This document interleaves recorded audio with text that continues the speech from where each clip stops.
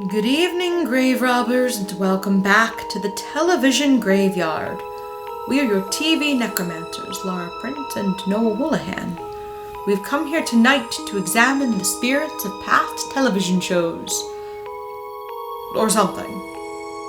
With me, as always, is TV's Noah Woolahan. Been living most our lives, living in an Amish paradise.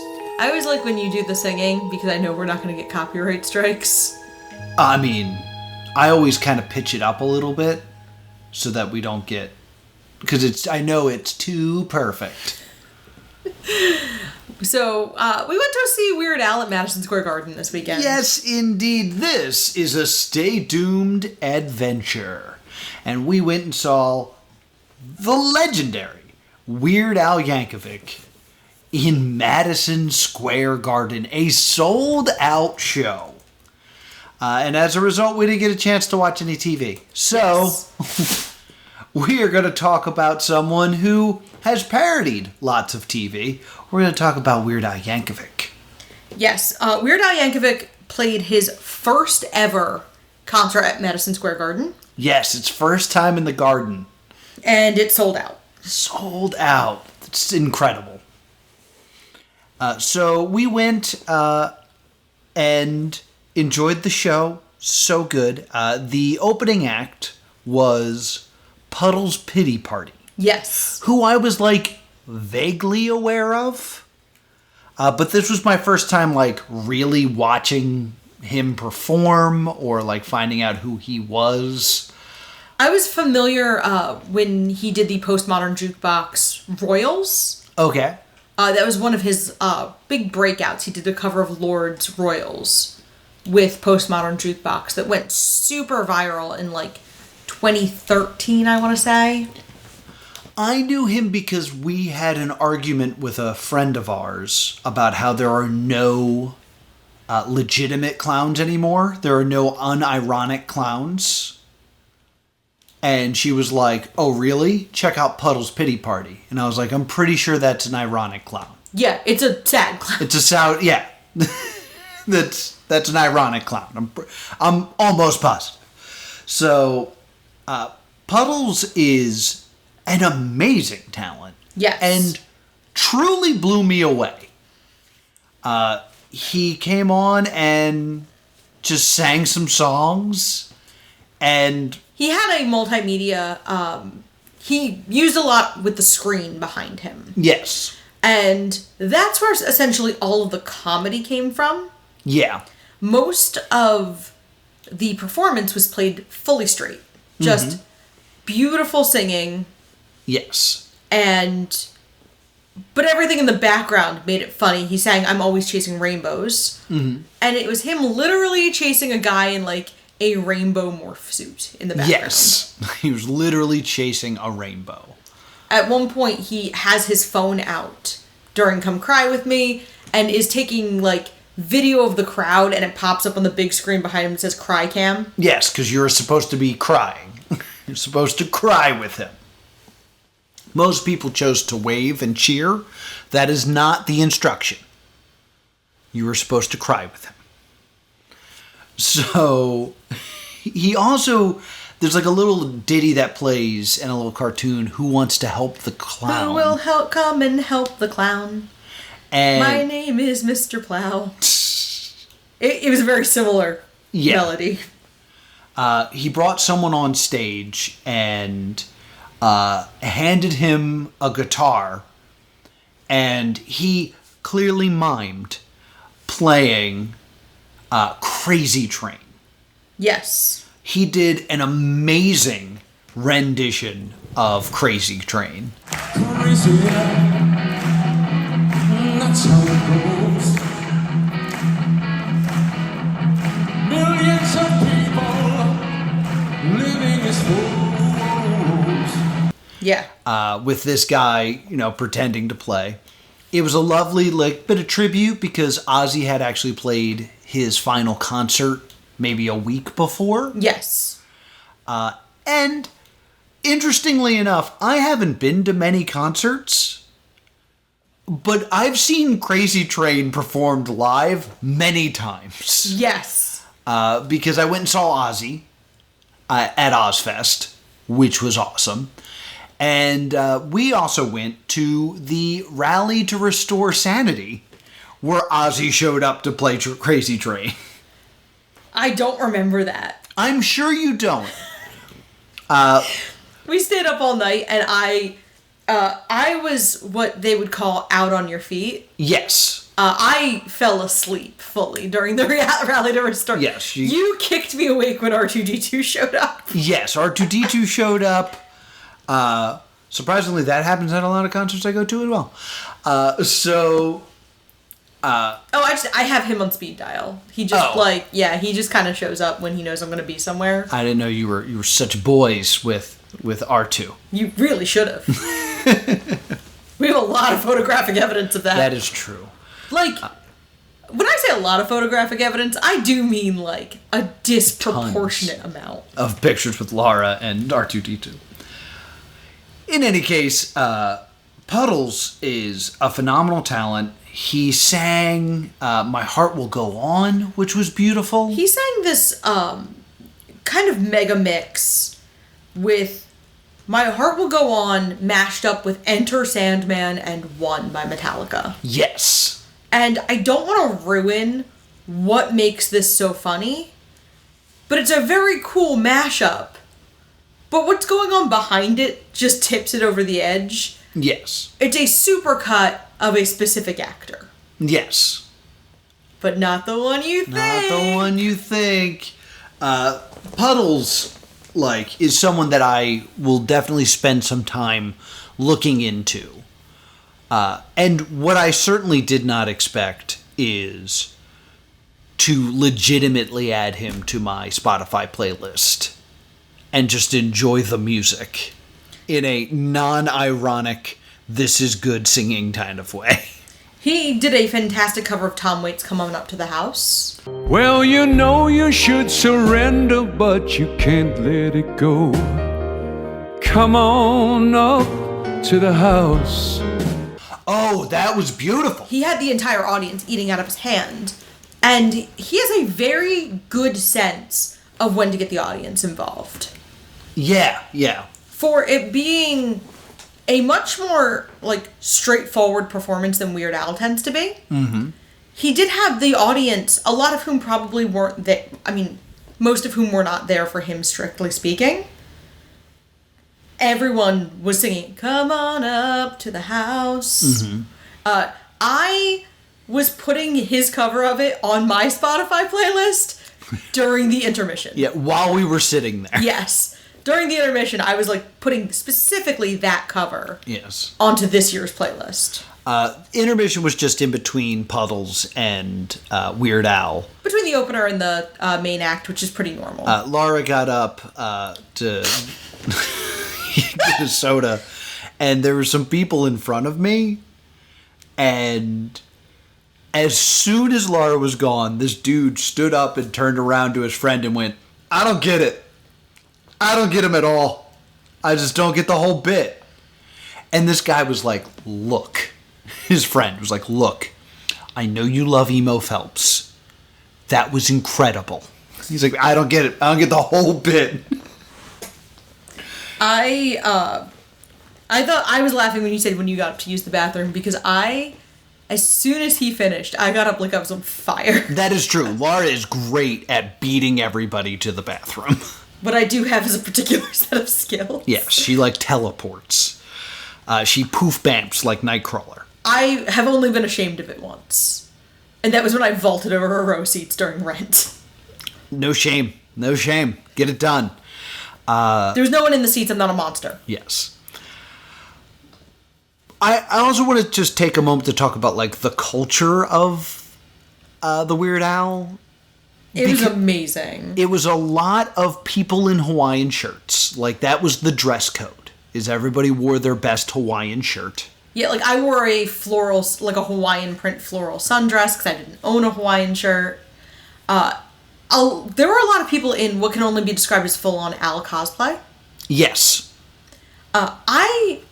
Dressing for concerts to me, feels like it really started to take off with the Eras Tour.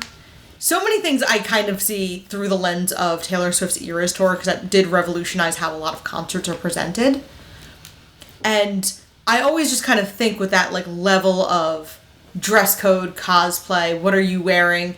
People did do, I did see some people with the friendship bracelets. Oh, really? Yeah, I did see a couple of people with, like, versions of friendship bracelets. I didn't have any to, like, exchange, so I did not partake. Mm-hmm. But that's become, like, a big thing in concert culture now. Interesting. But yeah, the crowd was super cool. Like, everyone was so excited for this. I sat next to some stranger and we were dancing. So it was a good time.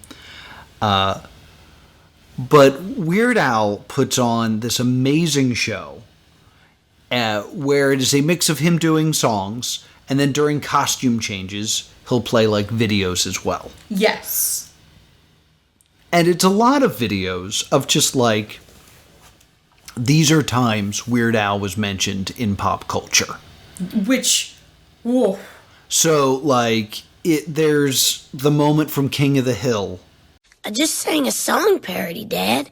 Like Weird Al Yankovic. Bobby, Al Yankovic blew his brains out in the late 80s after people stopped buying his records. He's not worth getting into trouble over. Where Bobby's like, I want to write parody songs like Weird Al Yankovic. And Hank's like, you know he killed himself. It's so interesting to me that I found that so fun and charming, and yet hated it when Chris Angel did the exact same thing. Yeah, I think because Weird Al, there was a good balance of it being, like, flattering to Weird Al and also making fun of Weird Al. Yeah, there's a lot of, like, poking fun at Weird Al where every time it was Chris Angel being like, what a mind freak he is. And for Weird Al, some of it was like, Weird Al sucks. Yeah. Like, his appearances on, like, 30 Rock and Gravity Falls and Regular Show. He will never stop parodying you. That's what he does. Not his appearance. This is my little bit of Al trivia that I love. Not his appearance on Sabrina the Teenage Witch, the cartoon. Huh. There is an episode of, I think it's called Sabrina the Animated Series, because I think she's 12 in it, where she uses her magic to become a pop star. Okay. And she sings this song about, like, love and lollipops. What's your favorite flavor when you're on a sweet nectar? In that episode, Weird Al does a cameo and does a parody of that song about his electric shaver. I've got an electric shaver for all of my back hair. But it's a original, or parody, Weird Al song that almost nobody knows, because it exists solely in the Sabrina animated series universe. So there's a little bit of fun trivia for you. Weird Al opens the show with Tacky. Oh my god, this was so good. This blew my mind. It starts with the Rangers logo, and Weird Al is in the Rangers locker room and is dancing towards the stage. Yeah. Think, like, if you're into wrestling, think of, like, Goldberg's entrance. He's doing Goldberg. But, like, if it was something good. Mm-hmm. Like, take Goldberg's entrance, but good. But that also is kind of how the video for Tacky looks. Exactly. It's the camera tracking through him walking around and then through other people walking around. At which point he runs into Puddles, who is hiding with a pie. Yeah. And Al sneaks up and hits him with the pie that he's holding. And the rainbow is there. Apparently, the rainbow never appeared on stage, by the way. The rainbow did not appear on stage. So this was just The Rainbow was just hanging out backstage, trying not to get chased. However, you might have to take a moment because I forgot to write this down. If you check out Puddles on social media, apparently this has been an ongoing saga where he's trying to get one over on Weird Al and Weird Al keeps pieing him. And also, the Rainbow Man, who is in a full Zenny suit so you can't see his face, was actually a very famous comedian. He posted this on Facebook. Oh, hello. So there's been a lot of speculation who was the rainbow guy with the pie at the garden. It was hockey enthusiast, author, shredder, comedian, Dave Hill. Okay, I don't know who that is. I'm unfamiliar with Dave Hill as well, but it's fun to know that it was like a surprise cameo. If you're a big fan of Dave Hill, who I will also Google. I mean, it was very fun and very cute. By the way, that's a good time to mention. I am still finding out celebrities who are at Madison Square Garden. Weird Al did not bring any guests on stage. There was some speculation that he might online that I saw, but people who were confirmed to be in the crowd include Daniel Radcliffe. Yes, Weird Al himself. And I was Lin-Manuel Miranda was confirmed, and Alex Lacamoire, who, if you're a big enough Hamilton nerd, you're like, oh, yeah, he did the orchestrations. Oh, okay. And and the Holderness family. Oh, from The Amazing Grace. Oh, and Christmas Jammies. Yes, Stay Doomed alumnus, the Holderness family. Because we covered that season of... Oh, did we not cover it? We did not cover their season. We watched it. We actually just actively watched their season and enjoyed it. I thought we covered it because of the virus. I don't know if we covered it because of I think maybe we did discuss it. We might have. I don't know. We've done a lot of these. We watched it because we were really interested in the COVID angle. Yeah. But they're also well known for song parodies, so it kind of makes sense. True. I get them suggested to me all the time with different song parodies, so it made perfect sense. He's then dancing down the hallways, and then he bursts through a curtain, and he's on stage. Yes. Like, my thought was, oh, cool, this is pre-recorded. No, it absolutely wasn't. And it wasn't. It was this live, long tracking shot. I was like, that's freaking impressive.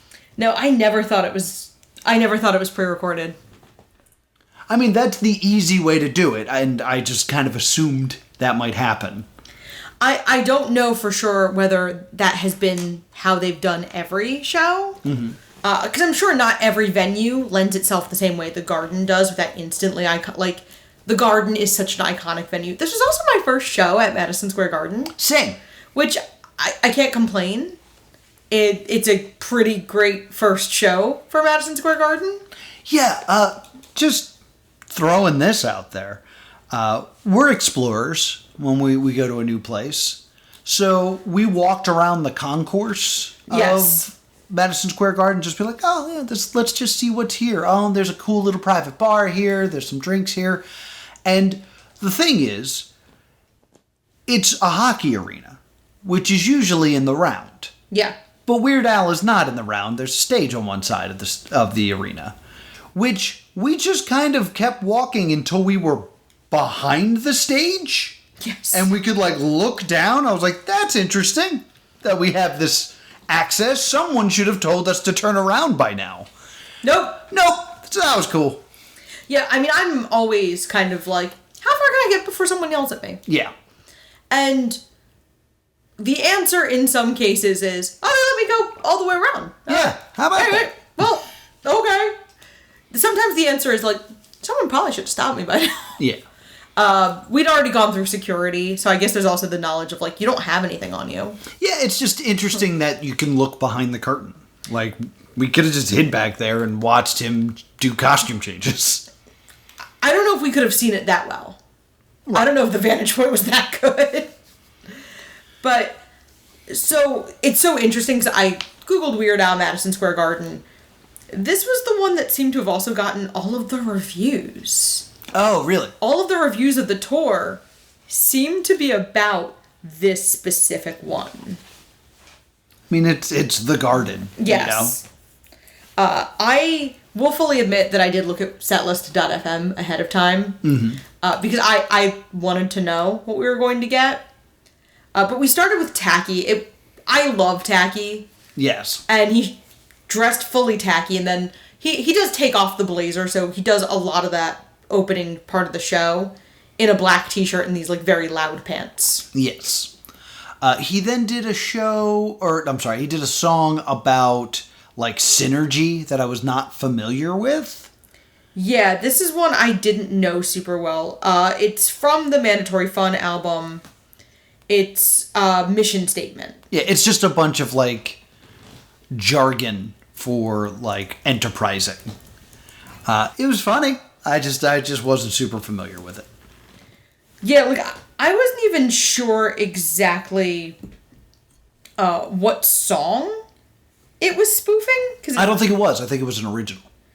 it was a style parody of Crosby, Stills, Nash, and Nash, particularly Carry On and Sweet Judy Blue Eyes, per the Weird Al Wiki. Oh, okay. I did have to look up a few songs because there were just a few songs I was not familiar with. Because I am more of a casual Weird Al fan. I know the big ones. Yes. I love Weird Al. So we then got, after that, I believe was Dare to Be Stupid? No, next was Everything You Know Is Wrong. Which was one you were I was super excited for that one. That one's off the Bad Hair Day album. And I have a special relationship with that because in 5th grade, we were allowed to bring in a CD for the class to listen to. Okay. And somehow, the day that I was supposed to get to pick the music, this girl, Helen, also got to pick the music. And I was like, no, this is my day. They're like, look, we'll just see. And I was like, well, I brought in Bad Hair Day by Weird Al. She brought in Don't Speak by No Doubt. And I threw a hissy fit. Yeah. And we listened to my CD, and we got about halfway through Everything You Know Is Wrong before my teacher was like, I'm so done with this. I don't want to hear about a Wolverine in someone's underwear. And how old were you when this happened? It was in 5th grade. Because I remember we listened to Weird Al a lot in my summer camp. Yeah. We would listen to, specifically, I do believe Bad Hair Day was the one we listened to a lot as well. That's the one Amish Paradise is off of. Yes. Yeah. We listened to that and the Animaniacs almost exclusively. It makes sense. That's, I got through AP US History on the back of the Animaniacs President song. Oh, yeah. It's a helpful tune. So, Everything You Know Is Wrong was great. I believe next was Dare to Be Stupid. No, next is One More Minute. Oh, One More Minute, which is like a doo-wop style parody. Yes. He does this kind of crooner thing. He goes out into the crowd, which is wild. Mm-hmm. Because he's Weird Al. Yeah, and he jumps like the barricade and is amongst the people. And has a bunch of Elvis-style scarves that he gives to random women in the crowd. Yes. And he does a lot of, like, singing very close to people's faces. Yes. Don't you tell what I'm trying to say, darling. And then he gives... And reactions are hilariously mixed. Yes. You almost can tell, like, who is here as, like, a date and who is here because they are, like, they're there for Al. Yeah. Because there were some people he got in the face of who were just like, this is the best day of my life. Yeah. And then there were some people who were like, please kill me. Yeah. This man is strange. Weird, some would say. And then one lucky lady, he reaches into his pants and pulls out his boxer shorts and throws them at him. The classic white boxers with the red hearts all over them. And hands those to someone. It's very funny. Yeah, absolutely great. Just the relationship he has with the crowd is so good. It's very on display in this particular moment. I believe actually this is the moment where he takes a beat. Yes. And he says, you know, sometimes you can't enjoy important moments while you're in them. So just give me a minute. And he just steps away and just looks around Madison Square Garden. To a standing ovation. Yeah, just to take in. And like he has a moment where he turns and he looks at his band and he's like, look where we are.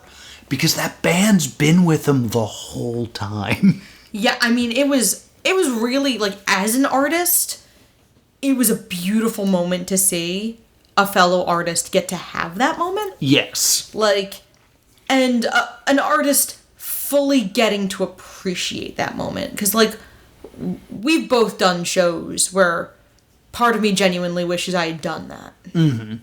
Part of me genuinely wishes I'd stopped. There was a moment in the last 2 minute games. I was not in the ring at that moment. It was during a match where I looked around and I was just like profoundly grateful. Yeah. For clearly it's not Madison Square Garden, but like I can empathize with that moment of being like, this is something really cool I get to do. Yeah. And Weird Al has been touring for years and years and years and years and years. And this is the first time he has ever gotten to play Madison Square Garden. Mm-hmm.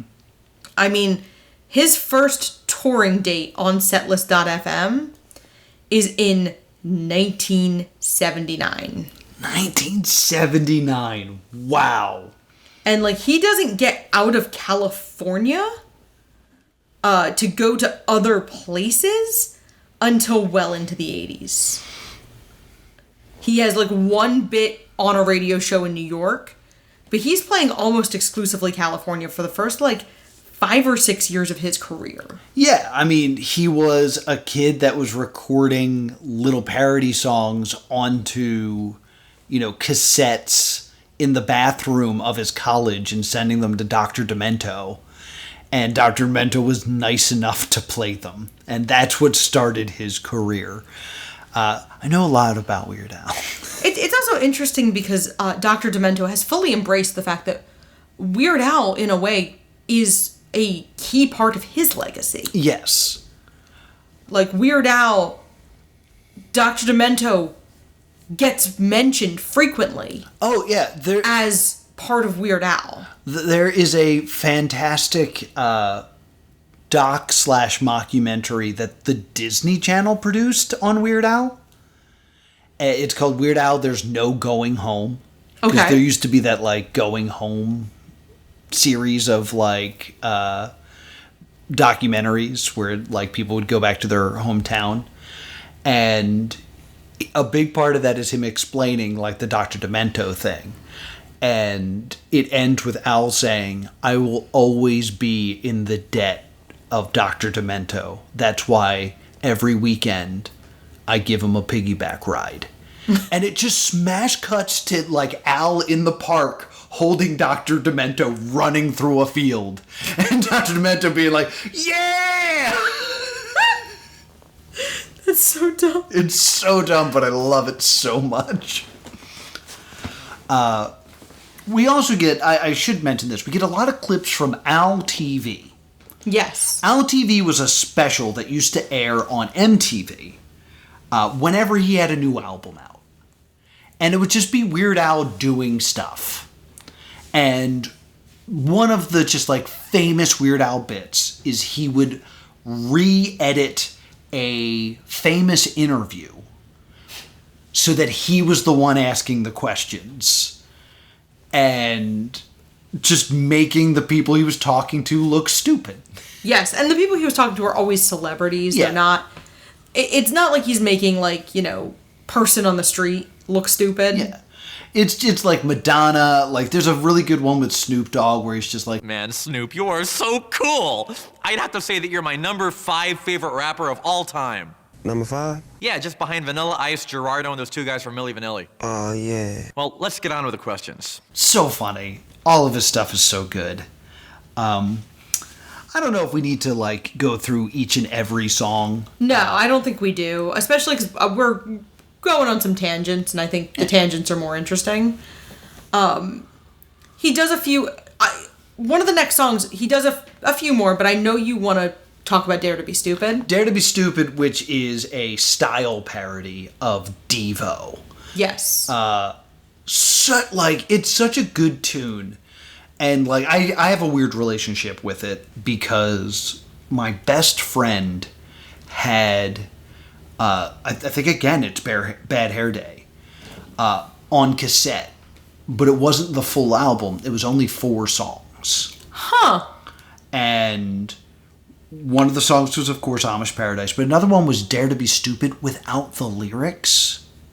Okay. So it was the only lyrics were Dare to Be Stupid. So you just heard that like electric keyboard over and over again, and then Dare to Be Stupid. So when I got the album on CD and then heard it with lyrics, I was like, oh my god, this song got so much better. But yeah, it's just a list of stupid things. He also does an amazing medley. Yeah. He can't do all the songs, but he has a good idea of the ones you are here to see. So he'll give you a taste of them. So that included Party in the USA, It's All About the Pentiums, which I was surprised was in the medley. Hey Ricky, which is a I Love Lucy parody, along with being a Hey Mickey parody. Yes. In which he has a woman come out in full Lucille Ball cosplay to sing along with him. I will say, I've seen Weird Al before. And Weird Al used to have concert-only songs that he did not perform at this one, which I was a little bummed. Because there is a song that is a parody of My Heart Will Go On, which is about a pizza delivery boy. Yeah. He also does You Gotta Keep Them Separated, but it's about doing laundry and keeping your darks and your whites separated. I was kind of expecting in the medley him to do You're Pitiful.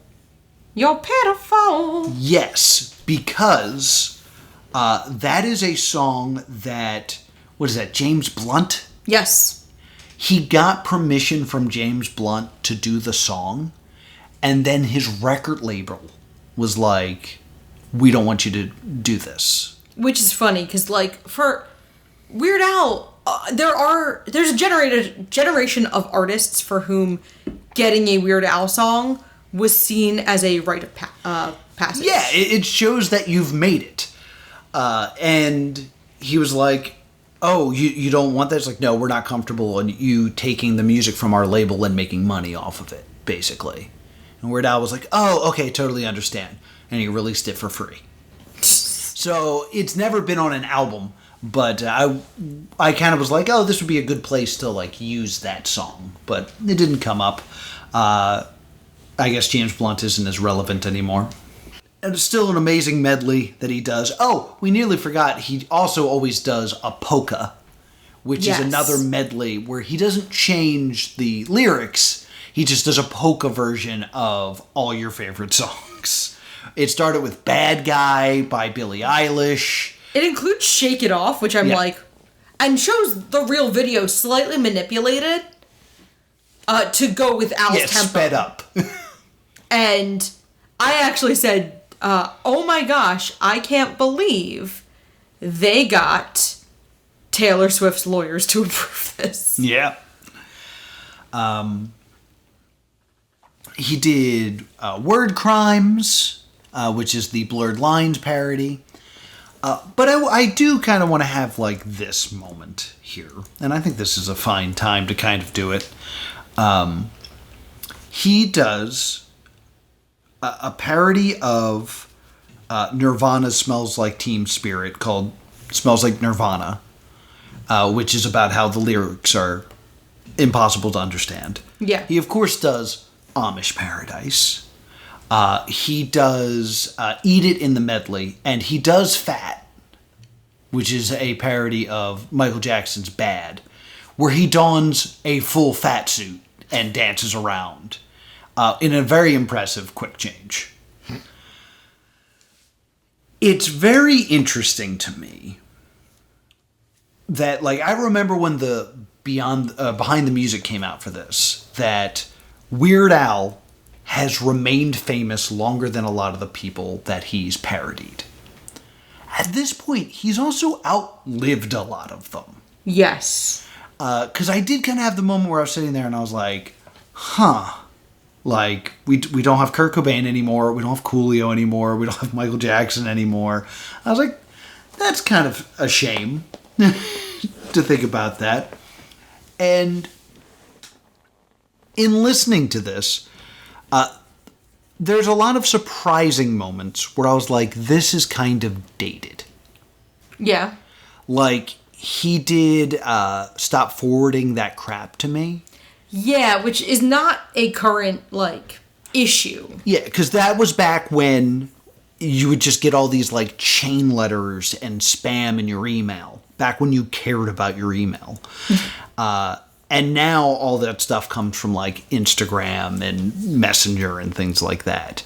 So I was like, this feels a little dated. And it's, like, surprising that it's dated because it's about technology. Like, he has a whole thing about shopping online on eBay, while most people shop online on Amazon. I was like, oh, this some of this stuff is feeling a little bit dated.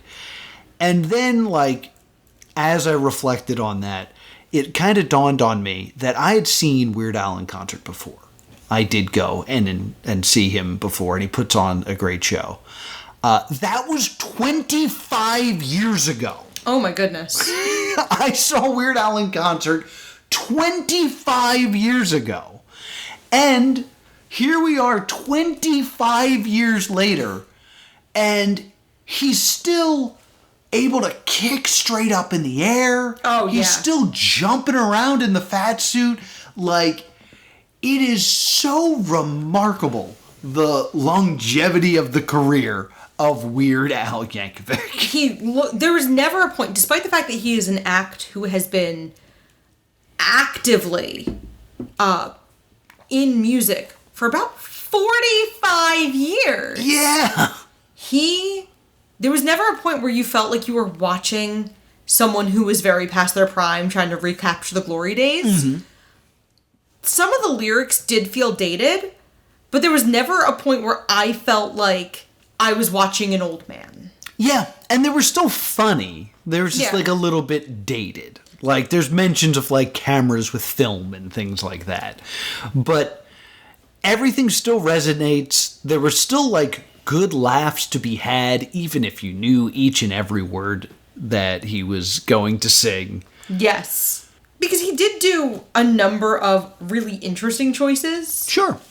Because he did do a lot of the hits you would expect. But he also did a few of the originals that you wouldn't. Mm-hmm. I was really excited because he did Skipper Dan, which is one of my favorites. Skipper Dan is a beautiful, hilarious tragedy. Because, like, as kids who went to theater school, there were times where I was like, I think I was at one point a party princess, and I was like, you know, having that, like, I'm a tour guide on the Jungle Cruise ride. And he does a cover in every single one. Yes, I forgot about the cover. And it's something different every single... It does seem like he's cycling through a few of them based on setlist.fm. Mm-hmm. And my godfather's favorite song was Call Me Al. Mm-hmm. And so, if you saw me crying at the Weird Al concert, no, you didn't. Yeah, you did. But I thought it was just very interesting, this moment of unexpected pathos, if you will. Yeah. In, like, a key figure from your past, being Weird Al, kind of invoking this, like, piece of my own past. Mm-hmm. And, like, it hit me right in the feels. Yeah. He also then, like, you know, toward the end of the show, he does say he can't do anymore. He's done. Yeah, he said he can't give us any more. He does a full, like, James Brown. He does a full James Brown, also no longer with us. And he is taken off, and then a Sith Lord appears on screen. or on stage. He milks it, the crowd goes wild. And then the band slowly reappears in various Star Wars garb. And then a full battalion of stormtroopers take the stage, along with Darth Vader and R2-D2! My boy! And he sings The Saga Begins, which is the American Pie parody, which is probably the best part about episode 1, is that it gave us this song. It's so good. And like by this point, everyone has given up not singing along during the encore. Yeah. Like we're all singing, especially in the last refrain when he is surrounded by other Obi-Wan singing in the video. Yeah. The whole crowd is singing the last refrain of My, The Saga my, that Begins. here Anakin guy. And then he closes the show with Yoda, which is a parody of Lola. About Yoda, the Jedi Master. Yeah. He also does like this very strange like chant Yes. where him and the entire band just like make these weird noises together. And in the middle of it was Haunted Mansion. Yeah, Grim Grinning Ghosts. Yeah.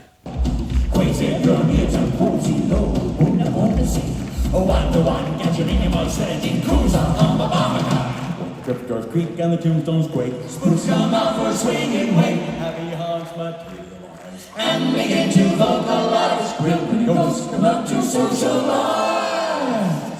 Fairy Jack, a fairy Jack. And he's never out of breath. Mm-hmm. He's never fatigued.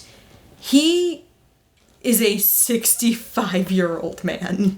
Yes. I mean, I think I and possibly many other people in the audience at some point Googled, how old is Weird Al? No, he still has it. He still has a lot of great ideas. He played like some of his newer stuff. He played some of the stuff off the movie soundtrack, which we need to watch. We have to watch the Weird Al movie because they showed clips from it. It just seemed hilarious. And worth every penny. Just such a good time. Had by all, I would say. It's really incredible. There is a theory that it might be his final tour. I could see that because he's been touring for a while. He then did the super self-indulgent tour. Yeah. Which was like smaller buildings where he only did his originals. Yeah, he and did, also like covers. And then prior to that, he did the Strings Attached tour, which Yes. was That was after. Was the where he had the Strings Attached was before the Vanity tour. Really? He did the Vanity tour twice. Oh, okay. So technically, we're both right. Okay. He did that tour before and after Strings Attached. Because there was a point where I thought about getting tickets to the Strings Attached tour for you. Yeah.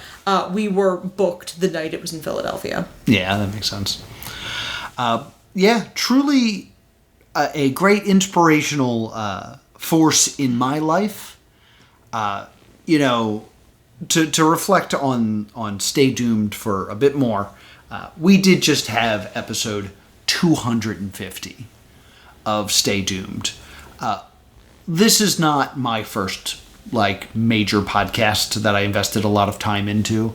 The original one was called the +2 Comedy Podcast, which is available on the podcast feed that you're currently listening to right now. Unless you're watching on YouTube, then you can't get all of it on YouTube. But the original podcast is still up, and if you go back to episode 1 of the +2 Comedy Podcast, it ends with me playing Weird Al's The Ryer the Kaiser in full, just at the end. Because it was also when I didn't know how podcasts worked. And I was like, you can just put copyrighted music on this, right? And I just put the whole song on there. So I just think it's interesting that, like, I'm now 500 episodes away from that first episode. And we are back to Weird Al Yankovic. Weird Al is like the Muppets. It is Weird Al in most chapters of your life is not at the forefront. But he's always there. Like, Weird Al is always important in his way. If you hear a Weird Al song in the wild, for some reason, you're really excited about it. And I think there's something in current day when I feel like people are Andy Warhol famous for 15 minutes, having these, like, pillars that you can kind of, like, lean on that are part of your childhood that you can go back to. As the world gets forever scarier and darker, having a piece that you can go back to, like nothing's changed, there's a beauty in that. And one of the things that really touched me at Weird Al is how many people I saw that were fathers or parents with kids. Yeah. There were so many people. I saw someone on Reddit say, I wanted my son's first concert to be Weird Al at Madison Square Garden, so he'll be able to say that for the rest of his life. And I think that's beautiful. Yeah, I completely agree. I'm very sentimental. I thought that was very, very sweet and very beautiful. I thought it was a really joyful night. Yeah. There was no mention of anything that could get down the mood. Like, the most down the mood ever was Puddle's Pity Party, and that's sort of intentional. Yes. It was truly great. I do also want, since you threw out the comparison, there is a moment where they show Weird Al's cameo in Electric Mayhem, which I know we still have to do.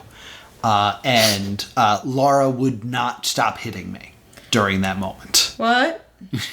What do you mean? What do you mean, what do I mean? You saw a Muppet, and then you just started whacking me. And I did, like, I could not physically stop myself. My arm was flailing, and your leg was there. And I think more than ever, this is something that needs to be said. Give Weird Al the Super Bowl halftime show, please. I mean, that is about as far from Kendrick Lamar as you possibly can Exactly. I want Weird Al doing a parody of Kendrick Lamar singing I'm Just Like You. I want him to do it with some of the artists he's parodied. That'd be incredible if he did it with Madonna and did Like a Surgeon. Yeah, something of that nature. I understand that a lot of his biggest songs, that is impossible. Yes. But I think you could also do what Elton John's been doing recently. Elton John has been doing concerts with a lot of younger artists. Yeah. Like performing with, like, Brandi Carlile, Chappell Roan.